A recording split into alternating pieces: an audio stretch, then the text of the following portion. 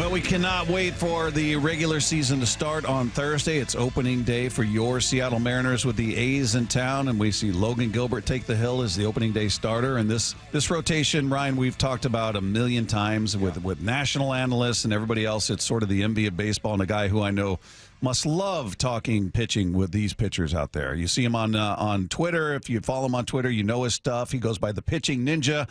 Or we know him as Rob Friedman, who's with us on the Emerald Queen Casino Sportsbook Hotline. How are you, man? I'm doing great. How about y'all? We're doing really well. Appreciate you taking some time with us. And I'm certain you've got your favorite guys throughout the league that you like watching, maybe you like talking to. But when you look at this Mariners rotation, is there a 1 through 5 that you line up next to him and say, God, I don't know who's better? Or do you have them number one? Where would you put this 1 through 5 versus every other in baseball? They're definitely way up there. They've been the best for, I thought last year too. Right now, I say the Dodgers 1 through whatever is unbelievably filthy, but the Mariners, you can't go against them. They're just so deep. Are we talking straight stuff here? I mean, again, obviously, there's command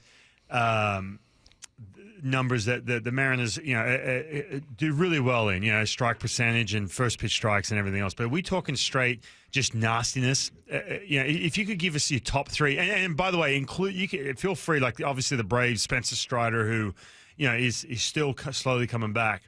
But if you added in a rotation in regards to straight stuff outside of command, where do the Mariners rank, and who you got the top 3 to 5?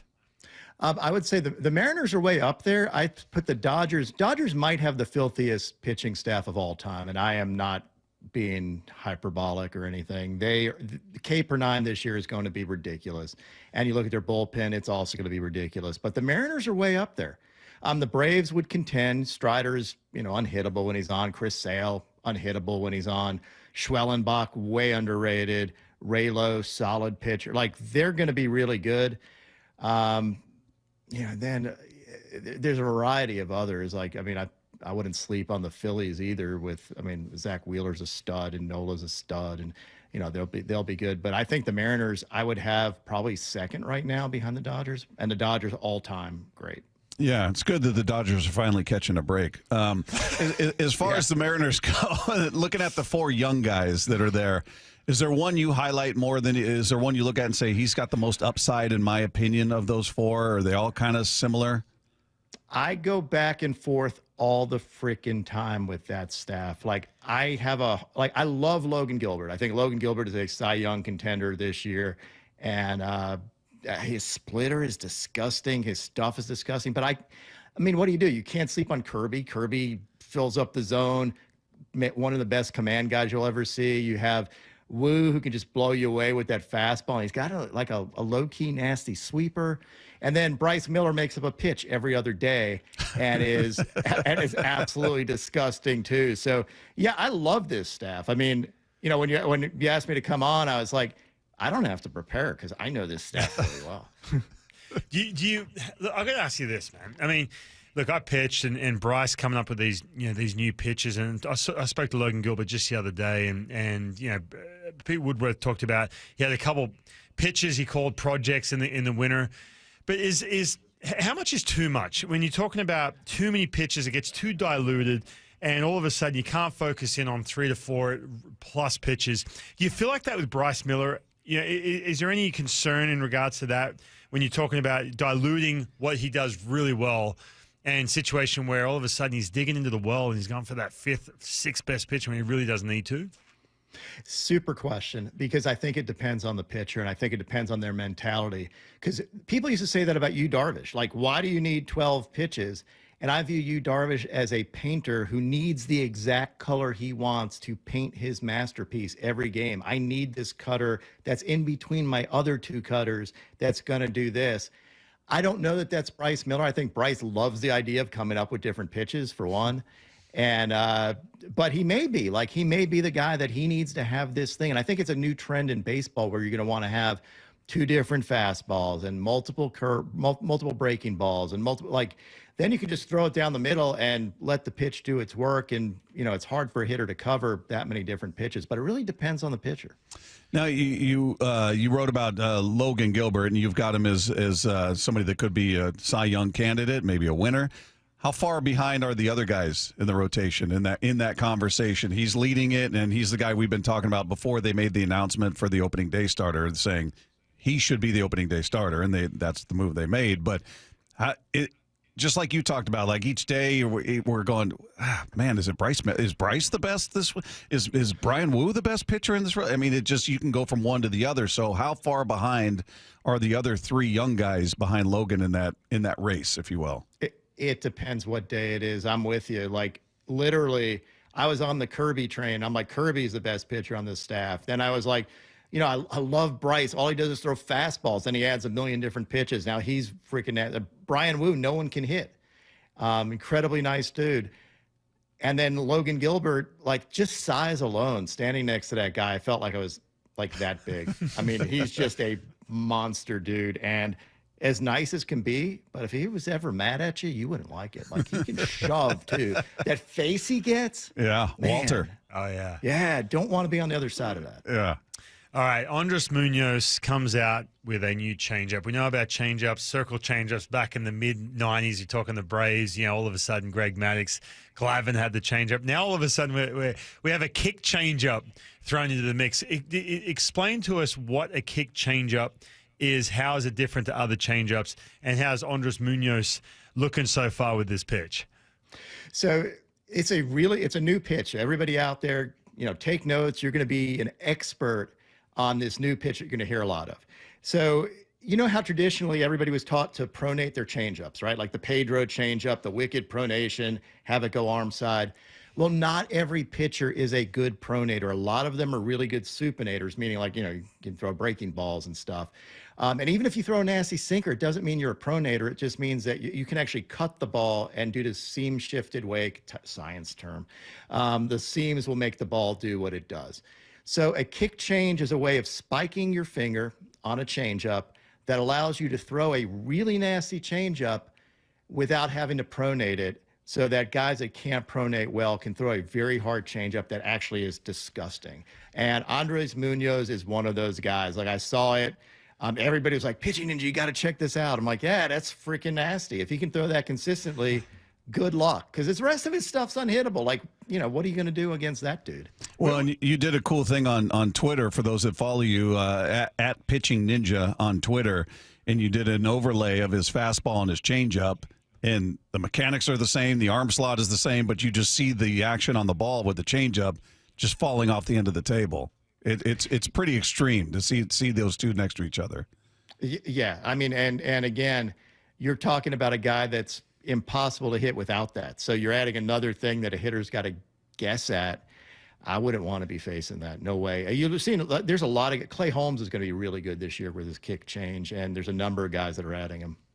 Hey, a question with that. I mean, I remember, Rob, obviously being a former pitcher and watching all your content, from back when you first started. The overlays was the big deal, right? Did you ever come across, because I think back then, and correct me if I'm wrong, but it's not like you had this relationship like you have now with pitchers in regards to the way you can reach out to them, communicate, and they're willing to share all their secrets. But did you ever find, any kind of example where you were doing like an overlay and someone's arm slot was drastically different or just a minuscule difference, and you reached out to that pitcher and said, hey, by the way, man, listen, I know this pitch is nasty, but deception-wise, you're showing this pitch because your arm slot's different pitch to pitch?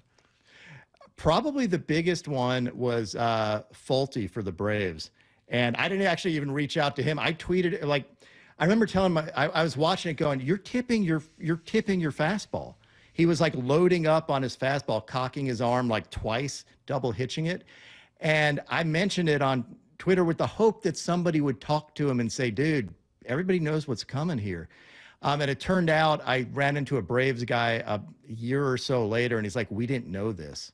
And when you put it out there, all of a sudden they figured it out, and they had to talk to Fulte about it to say, hey, man, you're tipping your pitches. But, yeah, that does happen every once in a while. Or a guy will reach out to me. Sometimes pitchers will say, like, hey, what does this pitch look overlaid with this one? and like, yeah, your arm slot's a little off. And then other guys do it on purpose. Some guys drop their arm slot. Chris Bassett's a guy who throws out a multiple arm slots, and it doesn't matter. Like, he doesn't have to be consistent. So what kind of reaction have you received over the years from pitchers? Are they receptive to your breakdowns and the things you say? Are they kind of like, who's this guy, or how's that gone for you? Dude, it's ridiculous. I was just in Tokyo, and to have all these pitchers come up to me and say, dude, thanks for what you do for the game. Like, Dylan Betances came randomly up to me and thanked me. I didn't know he knew who I was. And like, he was like, thanks so much. And I'm like, you were one of the nastiest pitchers on earth for a period of time. I miss watching you. But it's been, Kirby Yates ran into me in the stadium in street clothes and is like, dude, thank you so much. I'm like, I think you're Kirby Yates, but I'm not sure. That's pretty so cool. Well, and for people that aren't aware of you or your background, maybe this first time they're here, how did you get into that? Was this something you were just doing for fun and it just took off, or you're a former minor leaguer? Give us the backstory here. Dude, I was not good at all at baseball. Like, I was one of the guys who was coaching because I liked the sport, and everybody wanted me to coach because I was good with kids. My kid ended up going to Georgia Tech on a baseball scholarship as a pitcher. So developed with him over the years. But I was, in some ways, blessed by not having that background, because came up when everything was changing, and I was a lawyer. So I got to ask a lot of questions of people and figure out who was telling the truth and who's not telling the truth. And hung out with guys like Kyle Bodie at Driveline and Ben Brewster at Tread Athletics. We all came up at the same time and just went our different ways, but really all just tried to discover what the truth was with pitching mechanics and pitch grips and all that, and wasn't burdened by the fact that, hey, I'm going to just teach what I was taught, because what I was taught was terrible and I wasn't any good. So, you go into it with an open mind, and it actually ended up being a really good thing. What's your go-to? Like, if someone's really into pitching and they're watching and they're fascinated by how ball movement and everything, is it you go to Savant, you scroll down, you look at some of the numbers there? Is that how you kind of kick off and then launch into rabbit holes? Where's your go-to online to look up all the stuff you dive into? Great question. I think sometimes it is Savant. Like, some guy will jump out at me and say, like, wait, that pitch moved how much, or that had this spin rate? Matt Brash stood out to me because I saw a minor league highlight of him, and I was like, that's Kerry Wood. Like, who makes the ball move that way? That's insane. So sometimes it's just people on social media that'll contact me, or I'll see something. Other times it's looking through Savant. Other times it's watching. I watch a lot of baseball games, man, a lot of baseball games. And like, I try to be the first one to find somebody. It's just what I do, because I don't like copycatting, or, I like to find that guy. So it's a variety of different ways, but I do work really hard at this, but it's not really work. It's fun. Yeah. Outside of Ryan Rowland-Smith, who would you prop up as an example of this is how you do it? This would be, if I were going to develop a teaching tape, it would be with this pitcher. Hey, by the way, before he answers, I'm so happy he wasn't around when I was pitching, because I'd be going, oh, man, is there any chance I can get on Rob's content? There's no chance. Stuff-wise, was like bottom of the barrel. Anyway, go ahead. Sorry, I'll let you answer. So I would say I like guys that I love the way they pitch today. Number one, I think Chris Sale is a great pitcher, like throwback. I've always liked him since he's been there. Today, Paul Skeens, the way he goes about the game, his stuff is off the charts. His makeup is off the charts. His command is off the charts. He's a really good dude, and he's a guy that everybody should root for. He's a guy that I would say, if you're modeling if you want your kid to grow up like somebody, let him grow up like Paul freaking Skeens. Tarek Skubal also shoves and is a great dude to watch. And then just, guys like, I mean, DeGrom, pitch for pitch, maybe the best pitcher of all time. Like, just hasn't had as many pitches as some of those other pitchers of all time because he gets injured. But pitch for pitch, maybe. Where are you at with Brian Wu? Because there were moments last year where I was going, he may be the most dominant arm in this rotation. He's got such easy heat. He reminds me of Mariano Rivera in that you see the velocity, but you don't see the effort. You don't, like when Logan's putting it up, getting it up there, you see the effort. You see that, you can almost hear it. With Wu, it just kind of pops out of his hands. He's got such I think Cal was calling it easy cheese. But like Mariano, where it didn't look like there's a ton of oomph behind it, I thought it was an interesting comparison. But where do you how do you view him? Because I feel like he's got such a high ceiling for what he's might be able to do. And really smart dude, really nice dude. He wore Pitching Ninja cleats one game last year. I don't know if you saw that. Like his agent designed them for him and contacted me and said, "Is it okay if I use your logo?" I'm like, yeah. And he, and he wore like he was a Pitching Ninja fan since he was like in high school. He told me. Okay. Great dude, great stuff. Effortless fastball that has great ride to it. He models himself after. He views himself a little bit like a Zach Wheeler, in that his fastball can live up in the zone. Not a lot of effort from Wheeler either. So you're seeing a little bit of that. Doesn't quite have the size of Wheeler.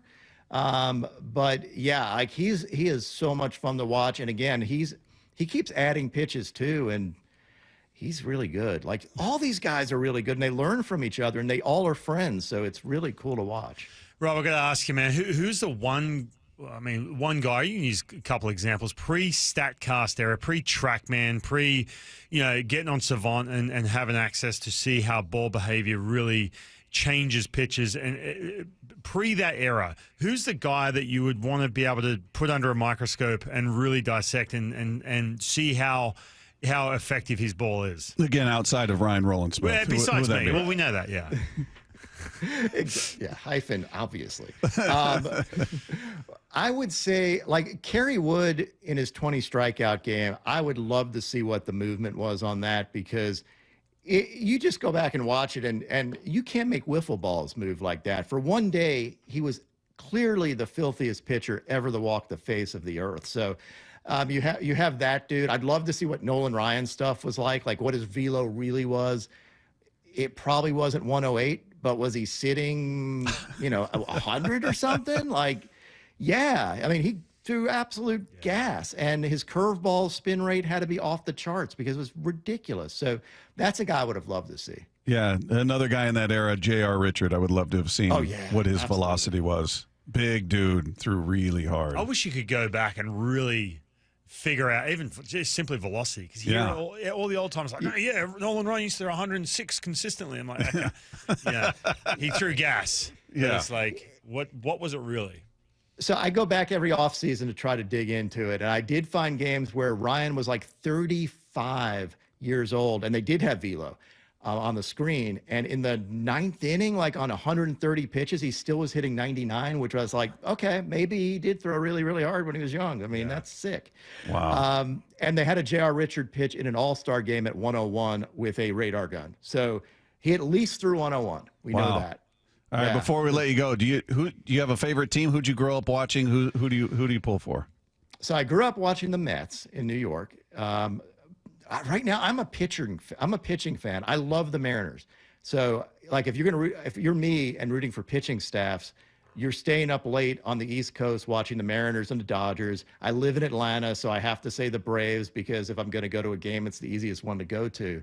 But it's really those guys. I really root for pitchers, individual guys. I am a fan of people, not a fan of teams, really. Nice.